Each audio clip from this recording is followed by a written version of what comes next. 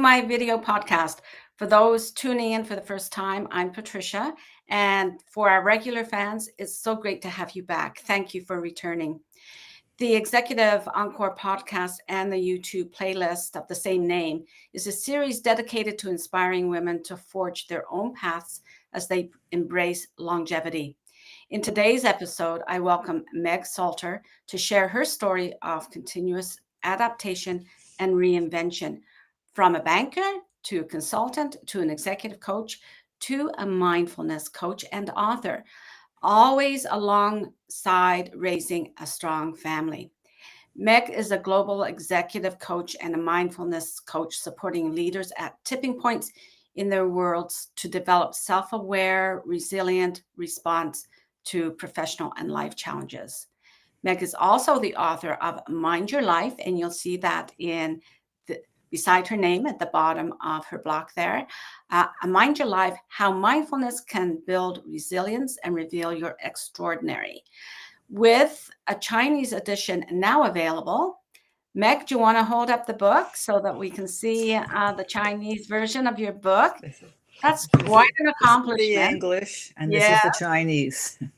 And soon to be in an edition in Vietnamese language expected in 2024. Along with with impressive qualifications and credentials, Meg brings integral development perspective, contributing in whatever way possible to the tipping points in our chaotic, beautiful world, and sometimes a world that goes sideways on us. Please join Meg and me as we explore Meg's perspective on the personal change process of letting go of the tried and true while making space, and I'll put this in quotes, let come the whispers and the longings of the new, which I absolutely love that quote. Meg, thank you for joining us today. Let's start at the beginning. You've had quite a remarkable career transition from banking to consulting to being an executive coach and now a mindfulness coach. What drove those changes and how did you adapt and thrive in each new role while attending to family life? Oh, that's a great question, Patricia, and thank you for having me on your show. I really My appreciate pleasure. it and appreciate connecting with your audience. At this stage, you and I and our readers have had a good run, Mm. and um, there's periods of times that feel like different chapters. And I think what happened for me is I would get bored with a certain thing. I was basically at the top of my game. I was doing well. Um, if I look back on this history of changes, probably should have done it 1 or 2 years earlier. But you have young kids and you're tired and you're busy and so forth. But basically, I began to feel like, is this all there is? That's sort of that itch, Yeah. the that you want something a little bit more. And so that's what led to many of the changes is that kind of that itch. I'm a little bit bored. I can do this with my eyes closed. Um, what's next? And so making the time to listen to what might be next, but also pragmatic. Like I have bills to pay, I've got kids to raise, family to keep together. So I've always been sort of a feet on your ground person, but there's nothing wrong with reaching for the stars. Yeah. Yeah. Yeah. So you've published a book at the age of 65, and you brought a private meditation practice into your professional world. Can you say a little more about how that sort of the publishing moved your meditation practice into your professional world? Certainly. I'd been practicing meditation along various traditions for at least 15, maybe 20 years by the time I was interested in publishing a book. I'd done lots of retreat practice, I'd done some private coaching on it. It had always been a kind of like a side hustle, a side gig, we'd say now. And it felt like time to bring what was in the background into the foreground. And I think that's how often these things have worked. Mm-hmm. Um, so I've been working with a particular meditation approach, happens to be called Unified Mindfulness, and the author is an individual in America named Shinzen Young. I of the many different types of meditation I'd done, this I'd found to be the most powerful and the one I could integrate into my daily life facilitating a meeting, leading a team retreat, arguing with my kids, whatever. So that's So how you brought it into your family. absolutely. um, but there was no introductory book about that. And I thought, well, someone said, you should do it, Meg.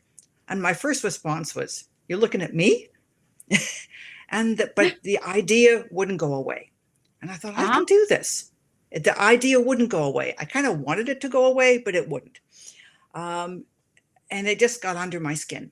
So I did take some time because it's quite a process to do this. And it enabled me to um, bring what had been sort of a background side thing right to the forefront.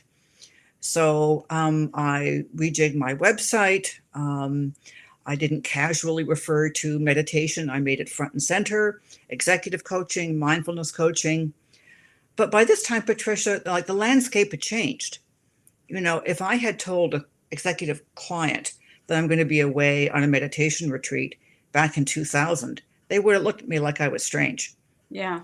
Right. So the timing had also changed. The landscape was more ready for what I was wanting to offer. So there was that too. It was no longer a perceived liability or a weirdness. It was like, oh. Mm. I would find even new clients saying, well, I don't really want you to teach me meditation, but I like that you know it. Yeah. Because it almost became a branding thing, even if people didn't want meditation training per se. But I could always find ways to weave into executive coaching self-awareness practices, emotional regulation practices, deep active listening. You know, if you know how to pay attention to the right things with equanimity, then you can weave that into anything. How I love that. When someone talks about equanimity, I think, oh my goodness, like, to be able to respond with equanimity and grace is one of my goals. And of course, we all get tested on whatever values or goals that we choose, right? So, yeah, you struck a chord there, Meg. Thank you very much. Well, Uh, our world is asking a lot of us to develop equanimity, and with all the various issues and chaos that we have around the world and wars, and equanimity is not just an attitude, it's a skill. is It can it? be developed as a skill. Of course, an Yeah, attitude helps, but a skill that allows you to fully experience in your senses what's happening without denying it, pushing it away, or amplifying it. And it's a skill that mindfulness can build. And yeah, I have had such enormous personal benefits myself. yeah. And I think I can claim that that has spread around to my clients, my family, my friends. So you become like this positive ripple effect. That's great. That's Yeah. great. Yeah, that amplifying when there's chaos around us, if we can, I know that in meditation, if we can just sort of sit with it, that's part of the skill. But to be able to come out of meditation and still not be amplifying what's going on in your life, right? Because I know sometimes I'm lying in restorative yoga and my mind's going somewhere else, right? So I know Yeah. I've got, we call it a practice for a reason. You practice, you practice, you practice, right? You So, practice your practice. Yeah. yeah. Yeah. So, did No, you go want ahead. to add there something? Because I want to go into No, I ask. was just going to say that what I really like about this approach to mindfulness, and many of them that are coming on stream now, is that this is something you can incorporate into your daily activities. Mhm. So when you're lying in Shavasana at the end of yoga and you find your mind wandering, you bring it back to the body. Right. And every time you notice that you're wandering away and bring it back to whatever you're intending is like a repetition. So Mhm. finding ways to do this regularly throughout your day, not just 15, 20 minutes, to my Mm, mind, is the secret to success. yeah. And I also think that the world is calling us to develop in this kind of way. We Mhm. need more people who can be anchors of presence and ripple effects of some kind of Yeah. care and in the world. Mhm. So there was a motivation behind pursuing this book. Yeah, I love that. You shared that at age 16 plus, we've accumulated multiple fields of mastery. that we can integrate and offer in a creative and fulfilling way. So I'd love for you to explain a little more about that and unwrap that insight that you have and that wisdom for our audience that may not quite understand how deep that is. Well, let's go back to those different chapters. Now, maybe I have a particularly restless personality, but I go back to working in banking and running a small team, and then running a national practice and doing strategy, and then doing facilitation, and then doing team offsites, and then doing organizational design and consulting. Like, those are all quite different. And because I have the personality that I do, I try to get pretty good at each one. So, I'd find that, after a couple of decades, somebody would ask me to write a bio, and I'd have to think, well, I can tell you any one of 7 or 8 different things, but you only need to hear 3. I have to select what's most relevant to this client, right? So pulling out what's most relevant from your repertoire, I think is really helpful. I mean, think if you were a musician and you know a whole bunch of things. Do you want some standards, or do you want something, relatively new? So trusting in that mastery, but being able to be selective about what's relevant now, I think can be really empowering. And not thinking, well, I did that 30, 40 years ago, so it doesn't matter. No, it matters. Not because you did something 30 years ago and have a marker for it, but because the skills are in you and you can draw on that. And I've had people tell me that, boy, Meg, you know a lot. And I think, well, I earned all of it. Often the hard way. Yeah. And sometimes it becomes valuable what we learned, right? Yeah. I found that very interesting that a positive comparison to music, right? Because we know that some of our favorite music is played by our favorite bands over and over and over, and how bored they must get with that, right? You can understand their life, but then you hear it remixed by them or by someone else. And I think that's a little bit about what you're talking about. Like, we've got this mastery from different parts of our life, and now we have the opportunity to remix it and create something new, right, for ourselves. That's a great point. It's not like you're going to do what you did 20 years ago. I mean, Yeah. I used to facilitate meetings with Post-it notes, for heaven's sakes. Like, nobody does, nobody does that, right? But reading a room and getting a sense for group dynamics, like, Yeah. you can remix some. If you go underneath, the surface of what you did to some of the core underlying skills and capacities, that's what you can remix. So thinking about the music, there could be a certain riff. There should be a certain kind of approach to design or writing that you're pulling out. And it's all in you. So it's yours. So that remixing of what you've done so far with a creative new spin, boy, if nothing else, it's so fun. Yeah.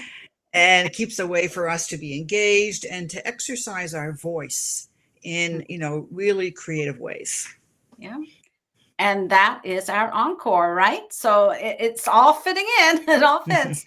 Yeah. Okay. Now you mentioned a little bit about mindfulness, about equanimity, but I wanted to cover something that I wanted you to share about mindfulness, not just being about being calm and stress reduction, right? Because I know during the pandemic, a lot of people took on meditation apps for stress reduction. But could you please share more about taking mindfulness further into developing our personal insights, like how we can do that for ourselves? Yeah, certainly, Patricia, happy to. Most of the people that I have taught mindfulness to, and not only do I teach individually, but I teach on a global platform. I do train the trainer on this platform, so I come across hundreds and hundreds of people globally in this way. Most of us start because there's some kind of suffering. I did, for sure. I mean, why else do you do something unless there's something nagging away at you? So for sure, developing some of the core skills that make for mindful attention will help you reduce some stress. And there's good biological markers for this, and the scientific literature is pointing towards that. So that's great. Um, um, but it can help you change your behaviors, for Mm-hmm. example. It can help you make some of the positive behavior change that you're finding difficult. Um, it can help you find fulfillment in ordinary everyday life. Yeah. You know, that beautiful sunset, a Mm-hmm. November sky, which looks horrible, but after a while you look at it clearly. Oh my gosh, there's 4 different shades of gray. Mm-hmm. Who knew pearly could be so beautiful? Um, who knew that this piece of dessert could taste so delicious? So I only need 2 bites, not 10. uh, Yeah. and ultimately, it can help you know yourself. Uh-huh. Uh, many of us think of our thoughts as a distraction. Redirect your attention away from your thoughts to your body, to your breathing. But with enough skill, you can make your thoughts the object of concentration. You Oh, can that's become, what I liked. Yeah, that's what I'd like to hear about. yeah, Yeah. you're aware of the content in your mind, in your thinking, blah blah blah blah. You have enough equanimity that you're not pissed off with it, that you can pay attention to it, but you don't engage with it. Okay. You can hear it kind of like a storyline. So you hear yourself thinking in real time. And that Oh. enables you to know, oh, that's what I'm thinking. Oh, there's that pattern again. Isn't that the voice of my mother in me? Whatever. You're knowing yourself at a deeper level, initially psychologically, then perhaps archetypally. And if you take meditation to its deepest root, people would say you know yourself as primordial wisdom. And Okay. there's no difference between you and others. So meditation has Mm. always been a route in the deep contemplative paths, east and west. Um, so that's where that can go. I find that so interesting. We've taken meditation to another level of understanding. And I'd like to ask you, like, this is where I talk about every moment matters, right? Meg, could you please share the pivotal moment when you recognized what fulfillment looks like for you and when you determined what you wanted to do to make every moment matter? I don't think there's one, Patricia. Mm-hmm. Um, there's been several. One of them was when, oh, I think I want children after all, way back. Okay. Um, Hmm. Others have been in nature, where I realized, Meg, what you do doesn't matter, but how you do it matters a lot. Mm-hmm. Um, and most recently, it was this somebody saying, you should write a book. And I thought, maybe I should. Maybe Yeah. I could. Maybe Yeah. I will.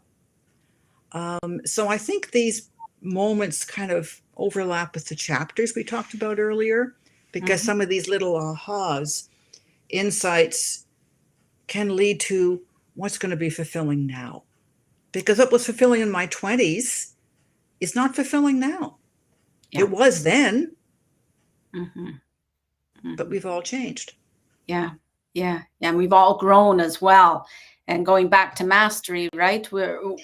We're masters of our life basically at this point. That's one of the benefits of longevity, is that we become masters of our own life, right?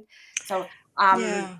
And I yeah. think we've also been, because we've been through the ups and downs, whether that's high interest rates. And I go, well, this isn't that high compared to my first It's not mortgage. as high as what we experienced when we were Um, in our we've 20s and been through 30s. loss. We've had Yeah. the loss of people dear to us in our lives. Mm. We've had losses and gains. So we've learned how to surf the waves of living. We have. We definitely have. Yeah. Mhm. Good thing for us all to remember. We got here because we were doing the surfing, right? Yeah. So, Meg, how can people reach you? Because I'm sure there's going to be many people that would like to talk to you be introduced to your book, of course. But how can people reach you? I'd be delighted for that. My website is megsalter.com. You can just Google Meg Salter, Meg Salter Toronto. There's lots of resources on there that are free to use. This will be on the site eventually for others as well. There's a link to purchase the book. The book is available on amazon.ca.com, Mhm. wherever. So you can Google Meg Salter Mind Your Life on Amazon and get the book. It's available in Kindle as well as paperback. And there's an automatic way to book an audience with me, to book an appointment time with me on the site. Good, Yeah. good. Is there anything else that you would like to share before we wrap up today? A big thank you to you. I've really enjoyed the conversation, Patricia. Yeah. And a heartfelt thank you to you and to my audience and to Meg's amazing followers. There is so much joy in reinvention. I think Meg has sort of express that, like reinventing through different parts of our lives. It's very different, as especially as we stand at the crossroads of life at 60 and beyond. Tapping into our multiple fields of mastery is important to realize that our journey is far from over and our potential knows no bounds. This is where your executive encore begins.